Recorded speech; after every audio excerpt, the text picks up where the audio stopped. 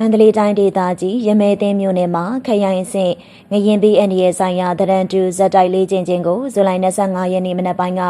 ဟိန်းကိုပိုင်ထက်တန်းကျောင်းမှာကျင်းပရာခရိုင်စီမံခန့်ခွဲရေးနဲ့အုပ်ချုပ်ရေးကော်မတီဥက္ကဋ္ဌနဲ့တာဝန်ရှိသူများဆရာမများနဲ့ကျောင်းသားကျောင်းသူများတက်ရောက်ခဲ့ကြပြီး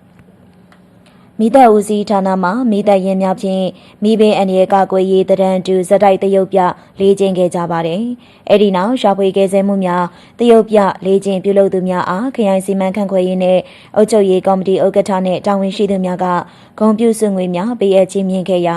မိသက်ဦးစီးဌာနမှတာဝန်ရှိသူများက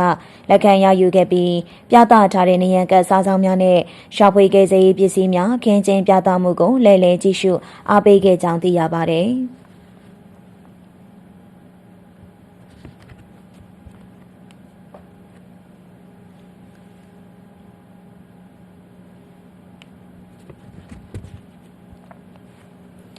ရာဝတီတိုင်းဒေသကြီးငပုတော်မြို့မှာမြို့နယ်စဉ်ငရင်ပေးအန်ရဲ့တုံ့ပြန်ဆောင်ရွက်ရေးတရန်တူတရုတ်ပြခြင်းအခမ်းအနားကိုဇူလိုင်24ရက်နေ့နေ့လယ်ပိုင်းကငပုတော်မြို့အာလာကရွှေမြကွင်းစာသင်ကျောင်းမှာကျင်းပရာ